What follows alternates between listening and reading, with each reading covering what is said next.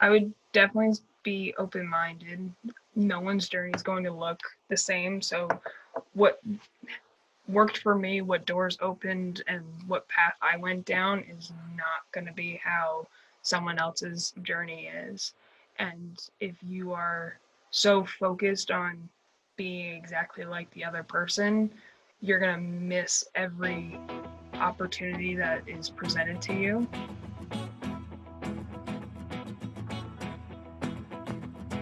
Welcome to the FoodGrads Podcast, the podcast where I take you on a fascinating journey into the hearts and minds of the amazing people who work in the food, beverage, and hospitality industries.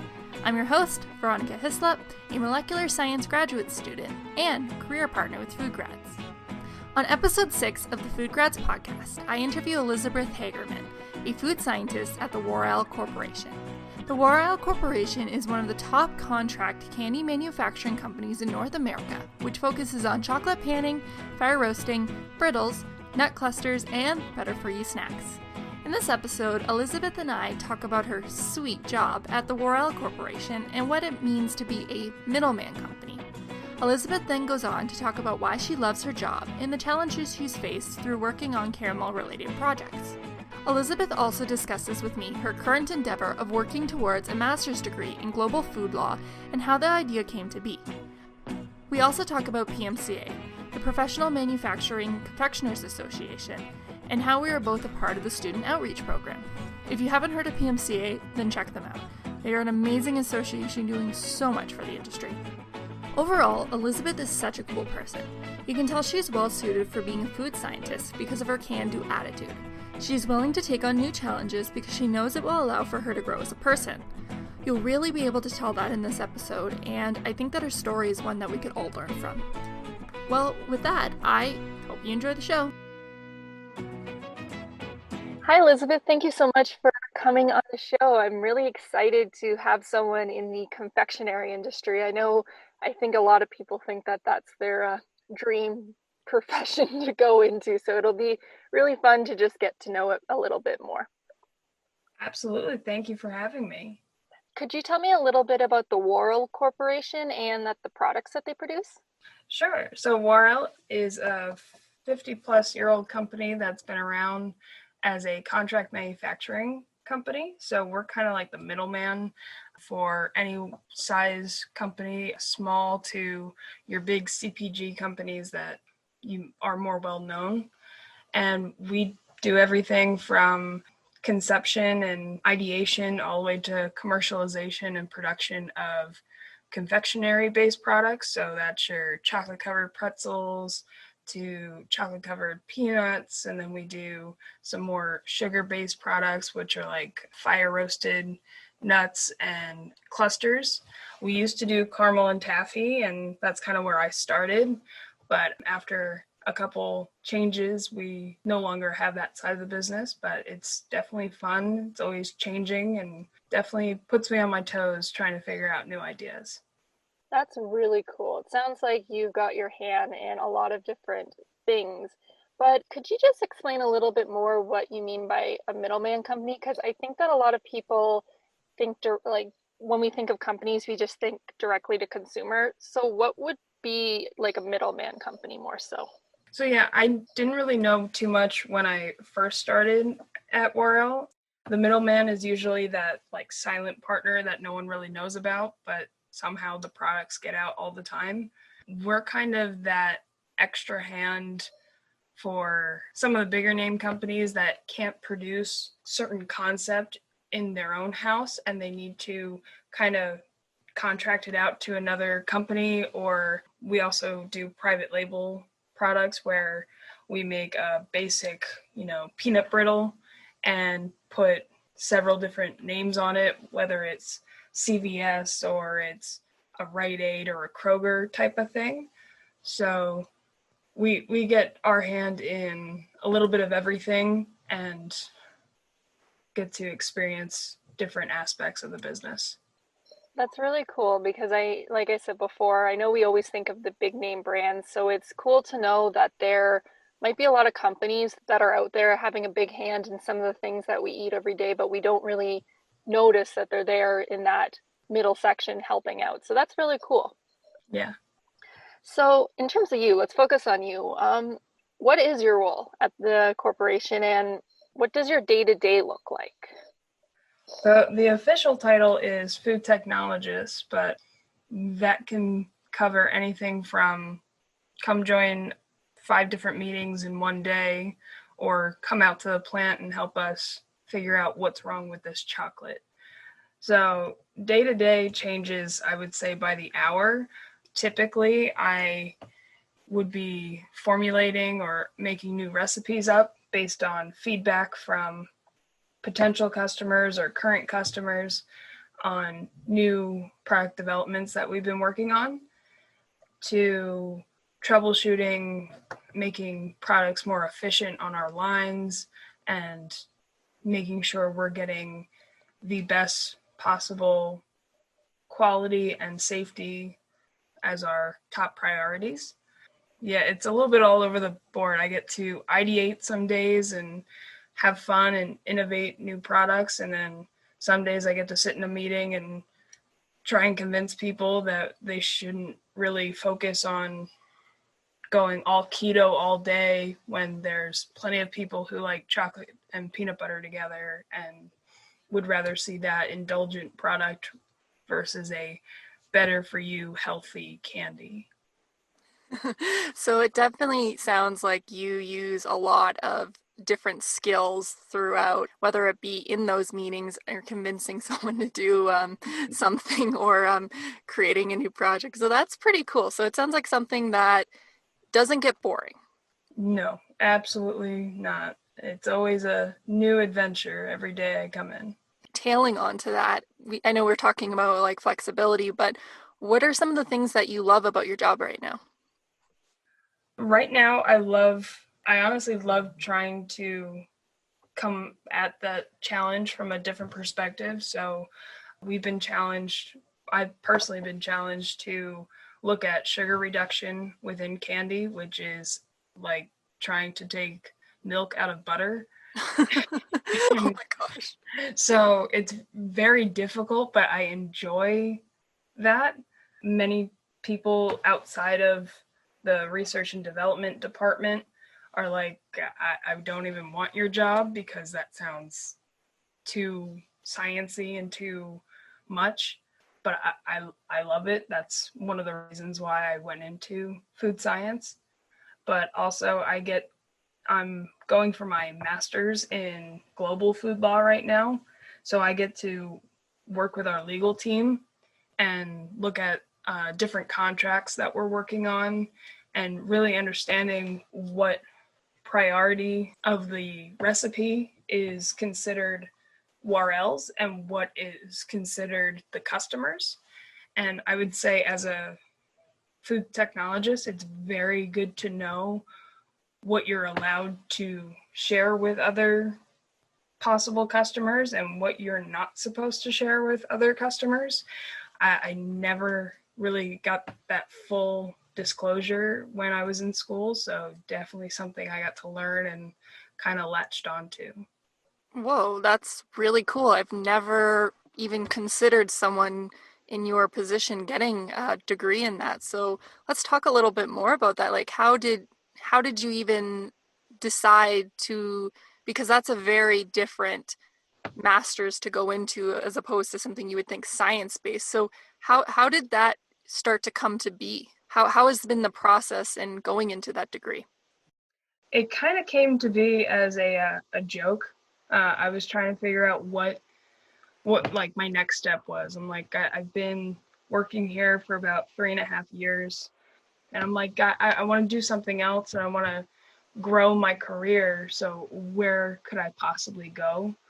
And I was talking to one of my mentors. He's a great guy, Scott, and kind of just threw it out there because I was doing some research, different master programs that are out there. I really didn't want to go back fully to school and do strong science-based background where I have a friend who's looking at milk microbes in cows, and I really didn't want to do that. So I found this degree at Michigan State, and it's fully online. It's a global food law course where I get to learn all of those aspects within both US law, but also international food law and what legally is considered safe, what's legally considered food, how contracts should be written when it's a mutual agreement between two parties. So I always find that stuff very interesting. Many people might find it dry, but I like to argue a lot, so I think it's a good avenue for me to go down. Nice. That is so interesting. In this program, it's fully focused on food. Yep, it's fully focused on food. We touch a little bit on, beverages and kind of raw materials, but it's more understanding the food supply chain and how I had one class about on how food is probably one of the easiest things to manipulate and change and adulter. So when it goes through different trade zones, people can repackage it and sell it as something else, and you don't know if it's an actual food product that is from one of your big CPG companies or if it's a counterfeit product. So looking at it that way and seeing that there's all these, not only the FBI, but there's private sectors that are looking into counterfeit products and keeping our supply chain safe. Yeah, that is pretty cool. I know that when I was doing quality assurance and we were doing the SQF program, I know that food adulteration became like a really big segment in how to protect your customers from experiencing that and how you can ensure that the suppliers that you're bringing in the products aren't adulterating it. So it sounds like you came up with, for something that came up with a joke as a starting, that sounds like a really cool avenue to set yourself on up. And as well, it's something, it'll be really good for you to have like those two sorts of minds to be going. So you have like your food technologist by day and food law by night. So that's a really, I never even thought that they would have a program that's like so specified and dedicated to that field. And was it always an online program, or was it something that came up because of the current crisis? It was actually always an online program. Many people, industry personnel that have been in the industry or recently retired or are looking new avenues have been looking at taking this master's program. So it was kind of forged to go with the 9 to 5 worker who is a certain person during the day, and at night they're doing these online classes to get this master's degree.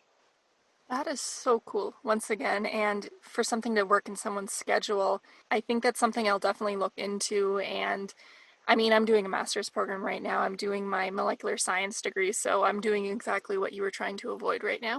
But for me, it's been a dream come true just because I've never actually taken a food science program. So for me, that's exactly why I wanted to do it. But I think it's something that'll be really cool to keep in mind because, like, that'll definitely differentiate you, I think, from a lot of places, and it can definitely open up your horizon. So, very smart choice. Thank you. So we'll bring it back though to what you're doing in your day job, and I know that we talk about the confectionaries and such. So without getting too specific, what has been some of your favorite projects that you've worked at so far? So I've worked on quite a few projects in the short 3.5 years I've been here.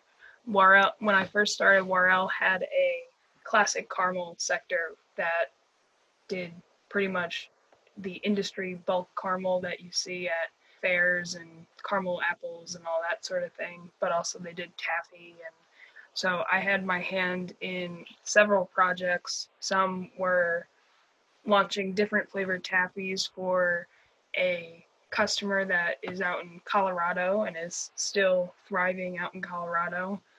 And another one was a liquid caramel that got to go into a coffee beverage, which I thought was one of the best things because those were two of my favorite things ever.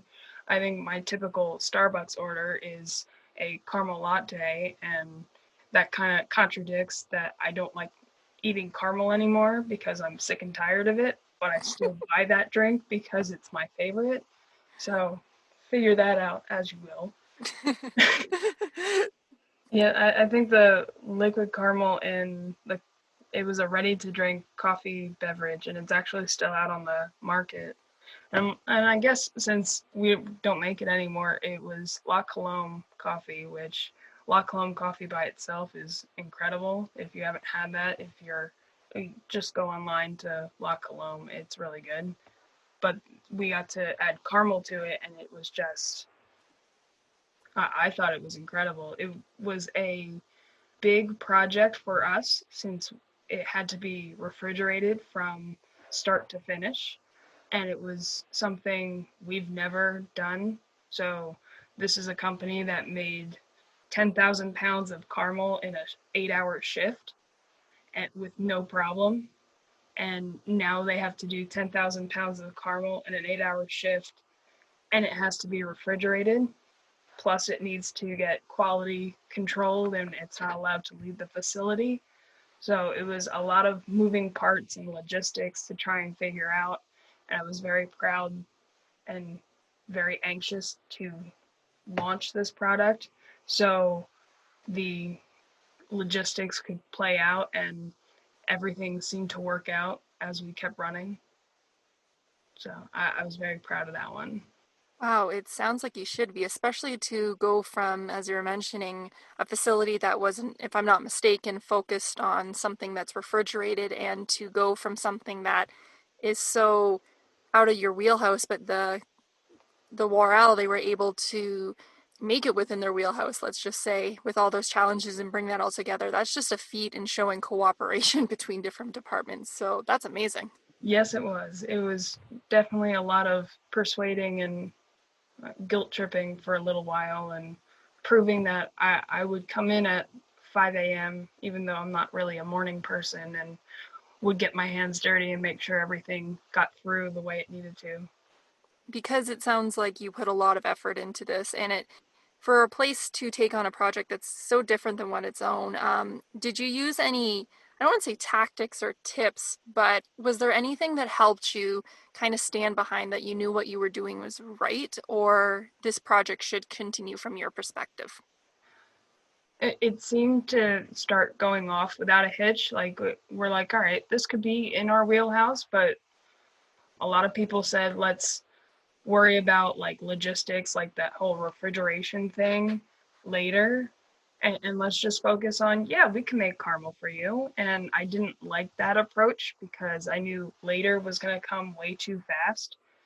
And then everyone was going to go all crazy and say, we can't actually do this. And then we're going to kill the project. And I don't want to spend that much time on a project and then it just disintegrates when we could have made it better and helped it along the way. So definitely I found myself sticking to my guns and working with our quality team, working with definitely our production team to keep reassuring, like it's close to X product that we've been making for 20 some odd years. The only change is we're going to refrigerate it now rather than take it downstairs and get ready to ship in 2 days. So I think once we got through, we did a trial and we trialed everything out, and anything that could go wrong went wrong during the trial. So it was a very good thing to have the trial. That was good. That's good. That just goes to show that plant trials, I bet anyone who's done any remote product development knows that it's the plant trial that is really a defining factor, and I'll show you where things are going to move forward with. So Absolutely. let's shift back let's shift our attention more so. I mentioned before we were getting into recording this podcast that we both have been involved in some way with the PMCA, the Professional Manufacturers Confectioners Association.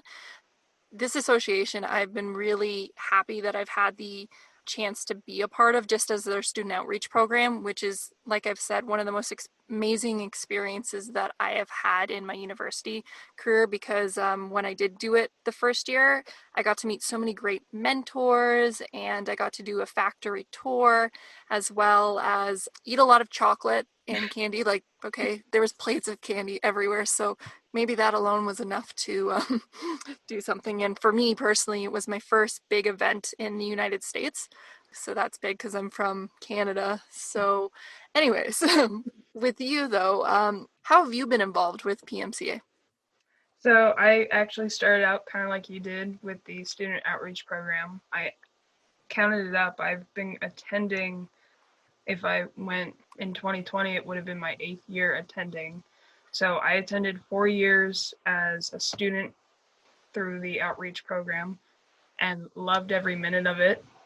And then roles were reversed, and I became one of the industry people that attended PMCA for industry needs and networking and meeting new suppliers. And it was a complete like 180, trying to switch my mindset from, oh, I'm just a student and I just like to eat all the candy that's here and listen to all these amazing talks, to I'm actually going to have a business meeting over lunch with X supplier about this project that I'm working on. And so I thought that was really cool in the way that PMCA can coordinate that so seamlessly.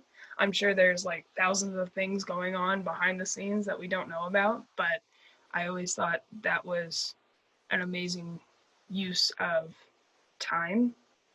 This past year, well, 2019, I got to speak at PMCA, which was terrifying and insane, but I was very proud that I was able to do that and give back to an organization that gave me so much.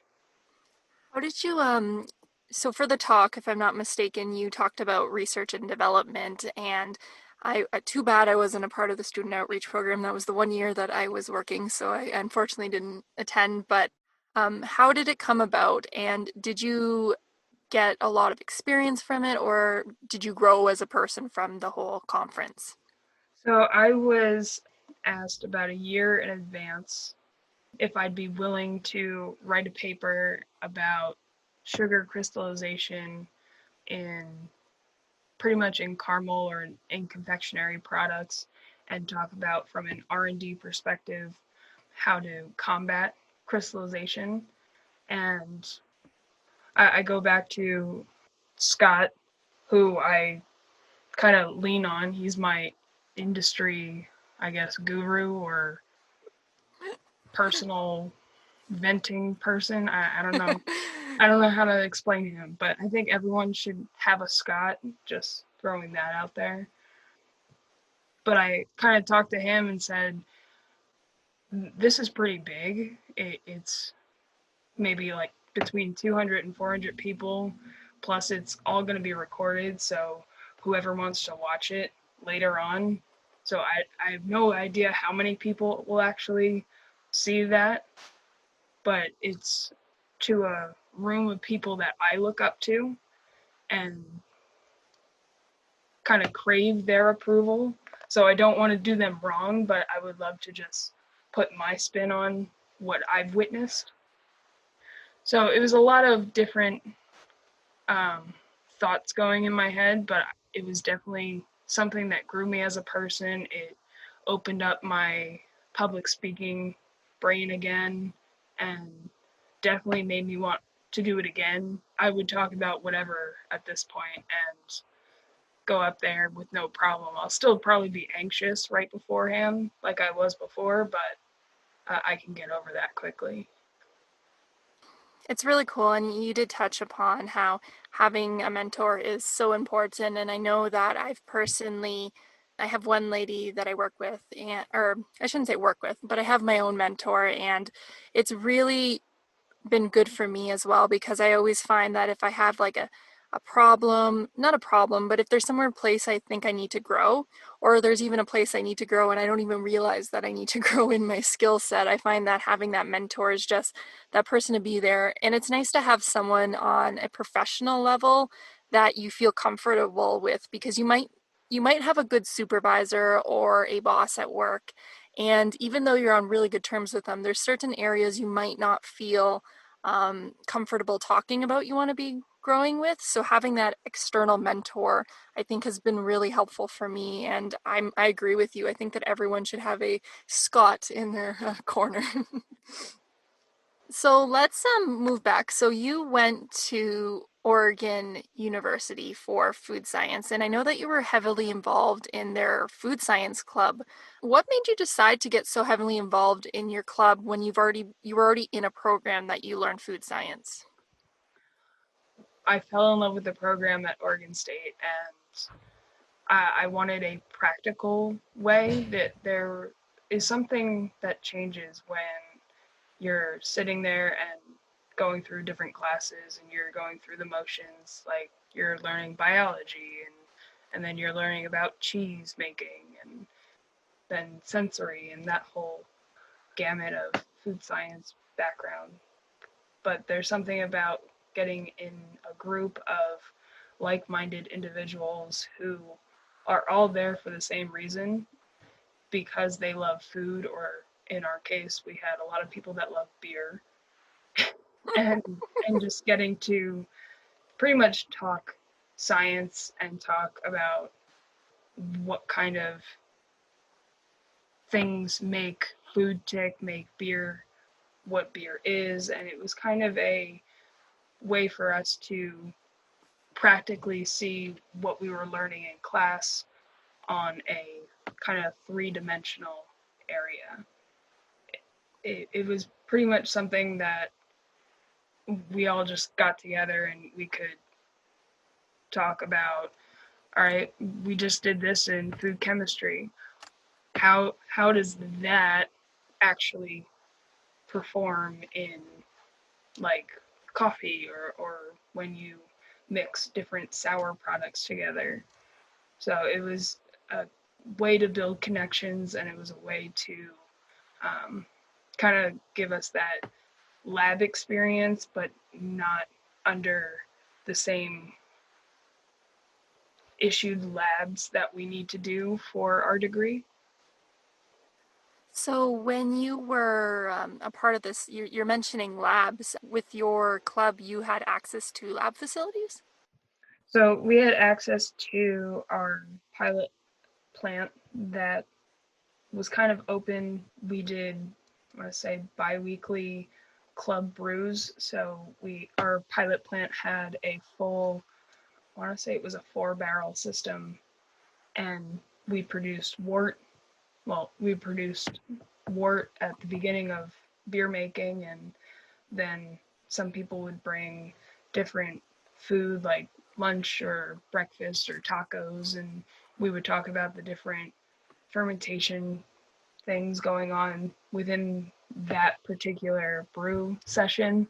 And then we would have jam making sessions and use the local farms would send in some raspberries or blackberries, and we would make different types of jams, and we would add different acids to it to see what would change within the profile.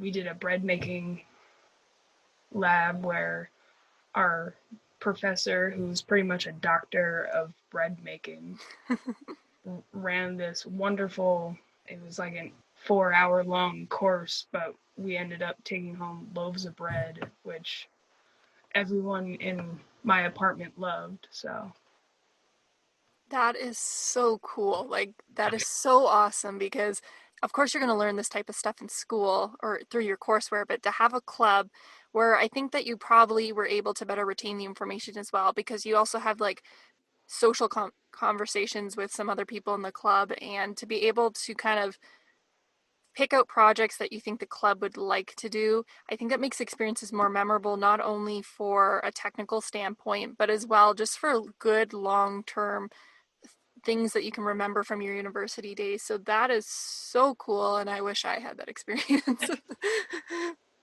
With that, I know that the transition period for a lot of students, especially now, between going from your undergraduate to either going into your work career or choosing to go to a master's degree. How was that transition for you between undergraduate and your full-time career? And do you think that there was anything that contributed to you to be successful to even get a position outside of school? So definitely the transition between undergrad to career, you kind of think your senior year, whenever you finally graduate and are ready to take that next step, you think that you're going to have something lined up right as you graduate, and then you're going to go straight into a wonderful job or your first career moving job. And sometimes that's the case. In my case, I graduated in June of 2016, and I got my first, I would say, food science job in that August. And it was as a R&D technician, and I would run around and do all the weighing and sample prep and taste tests for the food scientists who've been there for 5-10 years. And I learned quite a bit in that short time, but it was that mindset of, all right, I'm not going to class every single day, or I'm not hanging out with these people or dealing with clubs or doing those sorts of things. I'm going to work from 9 to 5 or 8 to 4 and have actual projects I need to focus on. And I would say that transition, I definitely had to keep an open mind.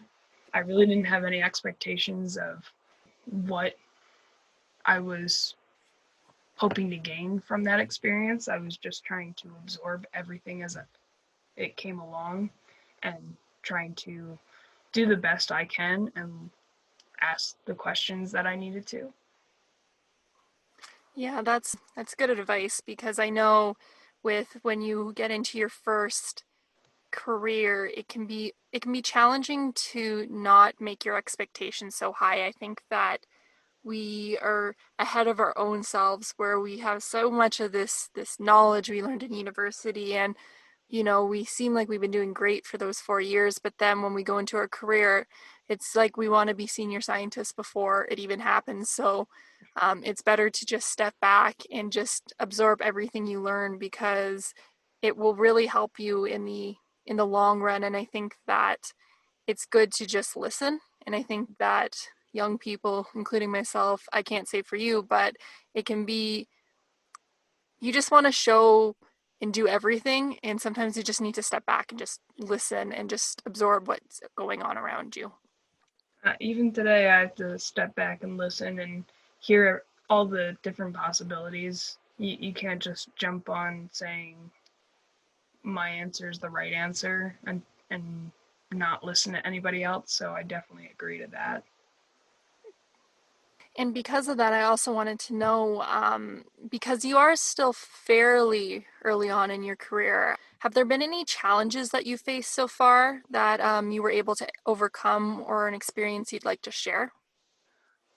So I think I've noticed two big challenges, and it's not just after talking with several other of my friends who are within this industry and actually other industries, and we're around the same age.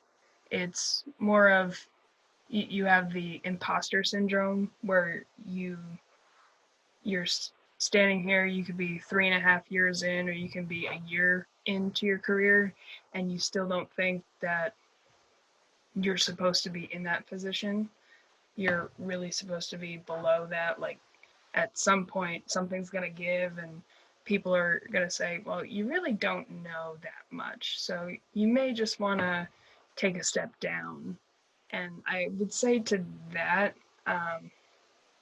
definitely challenging yourself and going out of your comfort zone to prove that you're really not an imposter, you're just learning.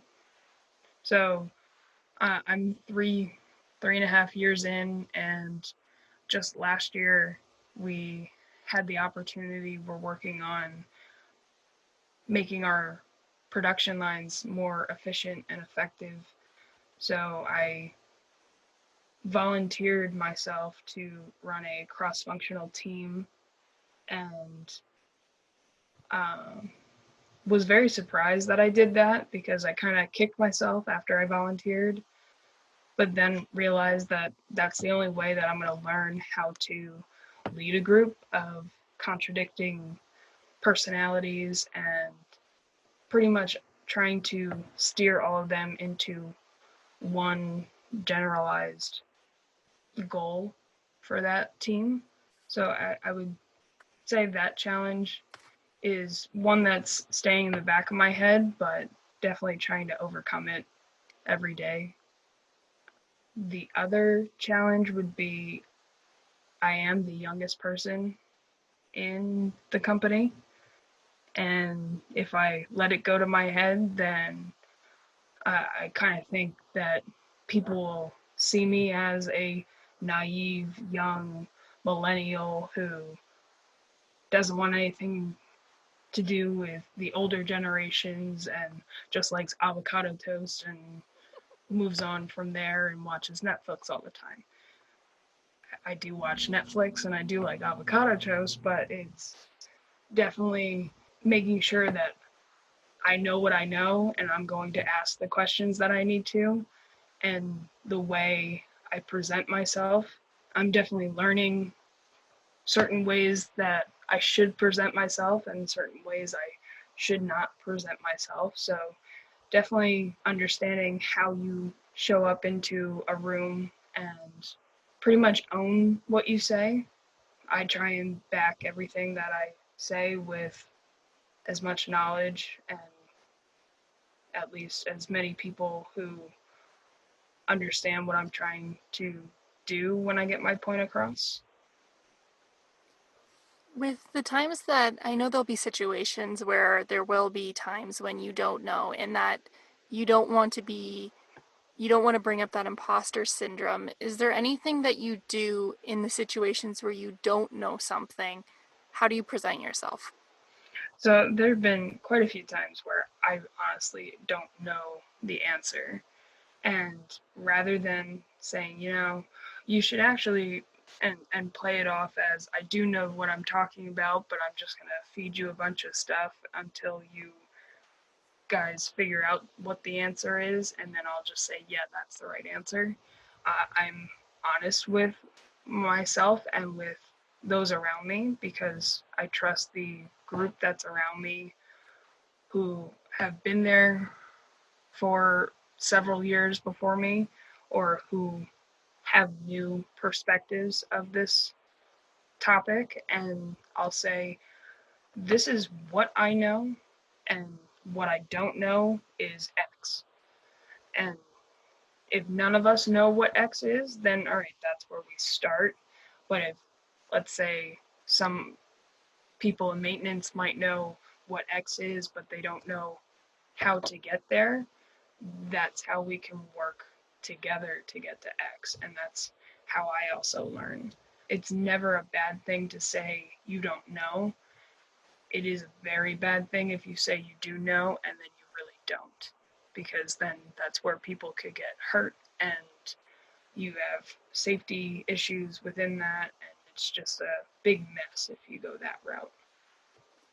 I think that's a good answer, because I think that's something that I've never also taken into consideration as well. Is I know that we have that feeling that we want to know everything, but you mentioning about safety, I guess that would be something that's really important, not only from a physical point, like, getting hurt in the plant, but also from a food safety point. So I think if you can back yourself up behind that as well, that is a good way to also think about, be welcoming to ask questions. And if you can show the things you kind of already know, the way you're saying it, the why, and you're still looking for the X, I think that does show that even though you're not at the point to know something, you can still prepare yourself and work together with others without seeming like you don't care.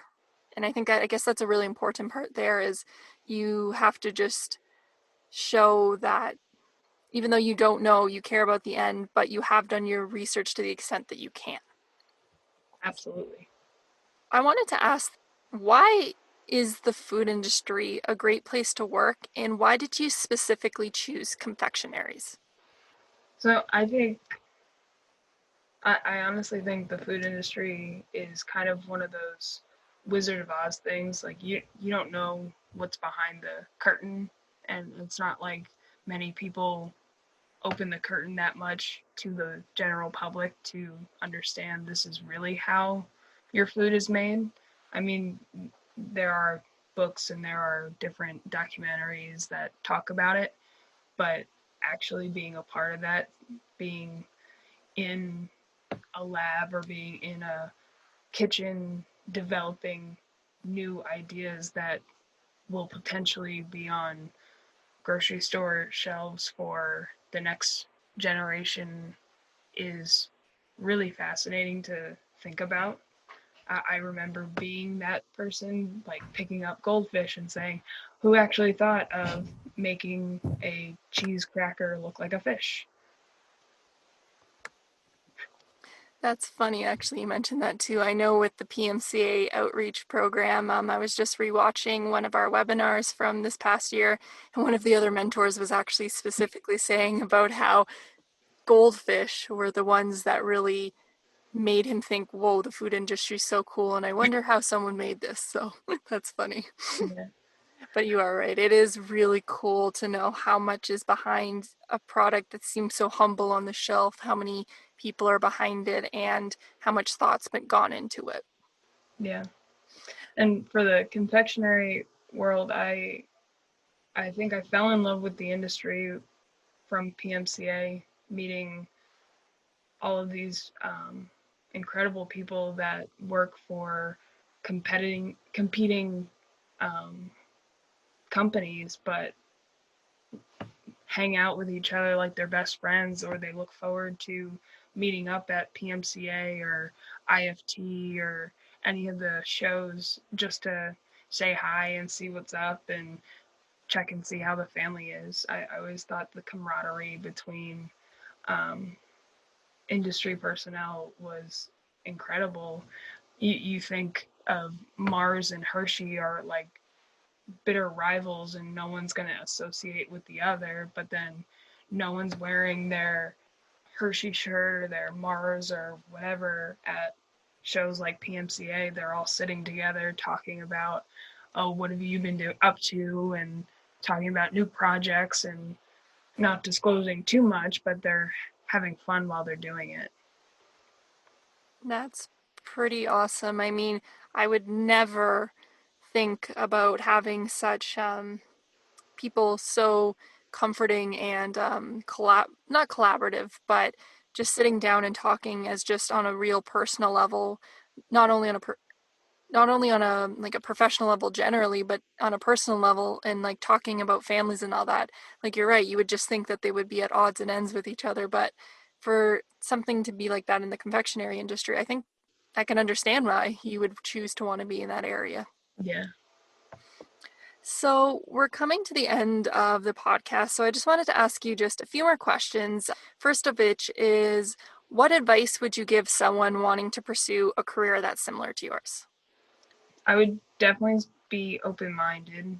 No one's journey is going to look the same. So, what worked for me, what doors opened, and what path I went down is not going to be how someone else's journey is. And if you are so focused on being exactly like the other person, you're going to miss every opportunity that is presented to you. And also, I think I've said it way too many times, and I'm pretty sure if Scott actually listens to this podcast, he's going to call me up and say, you have to stop talking about me. But find yourself a Scott, find yourself a industry mentor that you can not necessarily thrive off of, but you can call them and say, all right, how do you deal with difficult people, or how do I work better within this industry, or how do ask all your questions to someone you trust and that is willing to kind of work with you and build you up and help you grow in your career. I totally agree. Mentors are valuable resources for both just even sometimes just having someone to back you up. That's all you sometimes need in certain situations. So I definitely have to agree with that. And for the more fun question, I always just like to ask our guests, do you have any food industry related books, podcasts, or just anything or people that you think students that should check out? So podcasts, I've been listening to the America's Test Kitchen. It's called Proof, and it's really cool. They go through, like, they pick different products. There was one about Oreos and going through the whole history of where the name Oreo came from and how it came to be a America's favorite cookie and just things like that. I would say books, one of my favorites is The Poison Squad by Deborah Blum. It's all about how the Food and Drug Administration within the United States was formed and how the legal levels of different really poisons were determined. So figuring out how much arsenic can actually be within rice and not kill anybody was one of the topics that they talked about. So I'm one of those mystery thriller type people, so I thought that book was really cool. That's awesome. I've heard a little bit about the story of what you were just mentioning, and it's really interesting. So I would recommend that as a read as well. But I'm going to be checking out that podcast that you told me about because I've kind of been held off about it because I was like, how could America's Test Kitchen, which is known for the recipes in that, kind of translate to more of a podcast listening form or a long form podcast? So I'm definitely going to be adding that to my list, especially Oreos, because I love Oreos. I really enjoyed this talk, and I'm really happy that we were able to connect. But for those who wanted to know a little more about you, where can people find you or connect with you?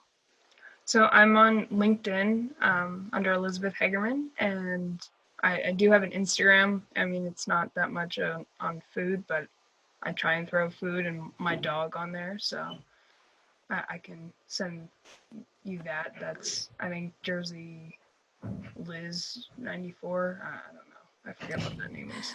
No problem. I'll put it in the show notes if anyone wants to find you on that. So thank you so much, Elizabeth, for being on the show. I really enjoyed it. I think this was fun, and I definitely think that the confectionery industry is definitely something that I think people should check out. It's not just because it's one of the funnest things you can work with, it sounds like, but also because it has great people. Absolutely. Thank you so much. Thank you so much, Elizabeth.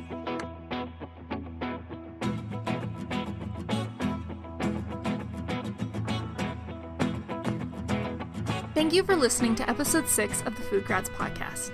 If you want to find any of the show notes for this episode, then check out the podcast tab on the FoodGrads website. This is the homepage for any past and future episodes. If you're listening to this podcast, then please consider rating and reviewing the episode and anywhere you get your podcasts. This helps us to get promoted to more people, which would be greatly appreciated.